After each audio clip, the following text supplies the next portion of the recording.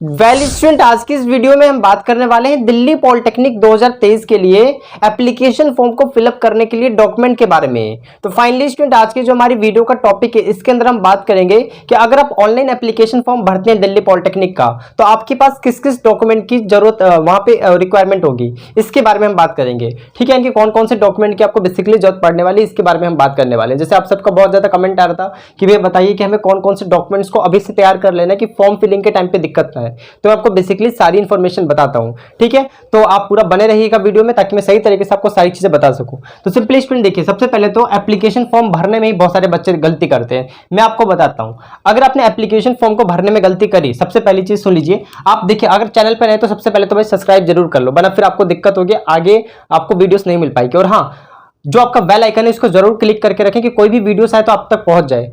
अब यहाँ पे मेरी बात सुनिए, और जो भी बच्चे ग्रुप वगैरह में ज्वाइन हो गए ना, आप सभी के लिए बहुत अच्छा है, क्योंकि जैसे जैसे ये देख सकते हो फॉर्म वगैरह जैसे जैसे नजदीक आएगा, तो वैसे वैसे आप देखोगे ना कि अब फिर आदर्श एकेडमी पे जुड़ना मुश्किल हो जाएगा। क्यों मुश्किल हो जाएगा? क्योंकि आप अभी कॉल करते हो, रिसीव हो जाता है। जब बहुत सारे बच्चे एक साथ आएंगे ना, मतलब कॉल वगैरह करेंगे, तो फिर थोड़ी सी प्रॉब्लम क्रिएट हो सकती है। तो आप जल्दी से जल्दी ग्रुप वगैरह में ज्वाइन हो जाइए, क्योंकि कोई भी इन्फॉर्मेशन वगैरह है तो मैं आप तक सेंड कर पाऊँ, आपको तुरंत ही मिल जाए। चलिए बाकी मैं बात कर लेता हूँ। देखिए भैया, सबसे पहली इंपॉर्टेंट चीज होती है कि ऑनलाइन फॉर्म, अगर आपने ऑनलाइन फॉर्म गलत फिल कर दिया या फिर कहीं से भी करवाया, गलती से गलत फिल हो गया, वो अगर ऑनलाइन गलत फिल हुआ तो एक चीज ध्यान रखो, वहां पे रिजेक्ट नहीं होगा। बेसिकली ये आपको पास कर दिया जाएगा।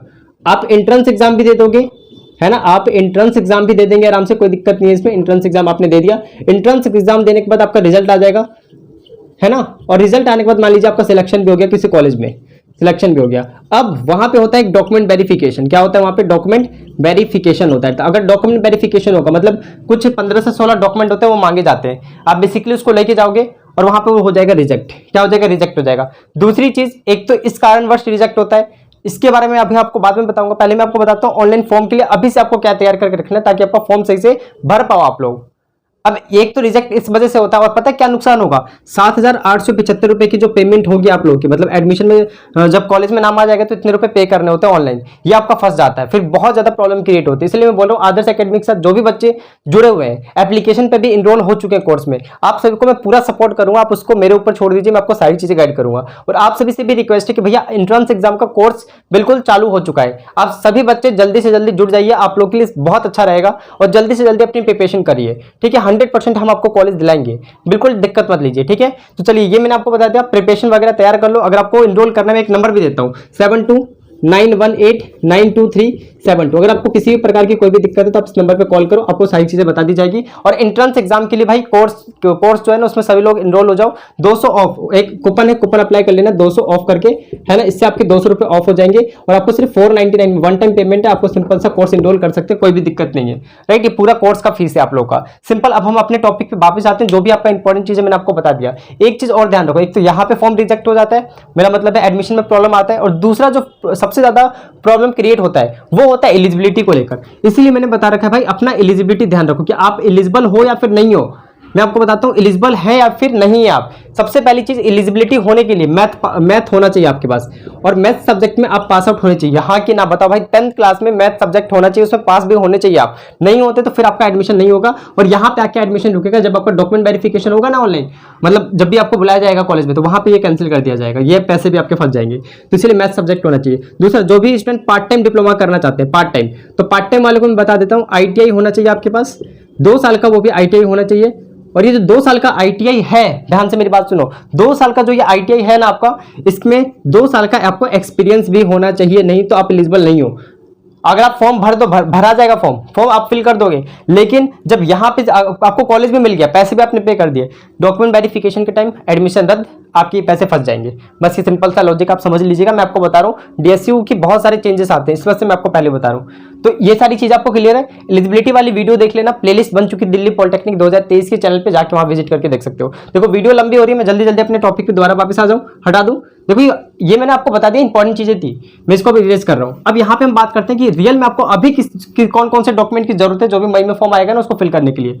तो देखिए, पहला तो है आपका ईमेल। भैया एक सही सा ईमेल बनाइए, ईमेल जो है बिल्कुल ओरिजिनल बनाइए, बिल्कुल सही सा।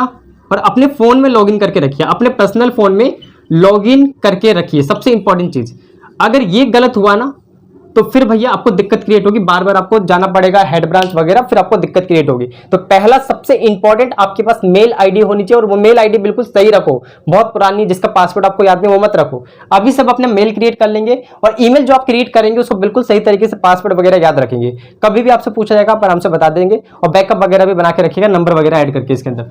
दूसरी चीज, फोन नंबर, बिल्कुल सही फोन नंबर होना चाहिए। ये बेसिक चीजें, लेकिन भाई बाद में ये प्रॉब्लम क्रिएट करती है। ये नंबर बंद नहीं होना चाहिए बेसिकली, जैसे होता है ना स्विच ऑफ वगैरह, तो ये नंबर नहीं होना चाहिए, बिल्कुल आपको ओरिजिनल नंबर देना है, ठीक है।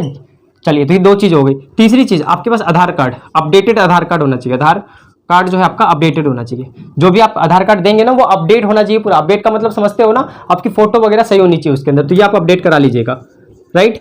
और नंबर वगैरह से लिंक करा लेना, ये जरूरी है आपका बेसिकली। फोर्थ नंबर पे मोस्ट इंपॉर्टेंट मार्कशीट चाहिए होगी आपकी, मार्कशीट, ओरिजिनल मार्कशीट, ध्यान रखिएगा, ओरिजिनल चाहिए होगा आपको।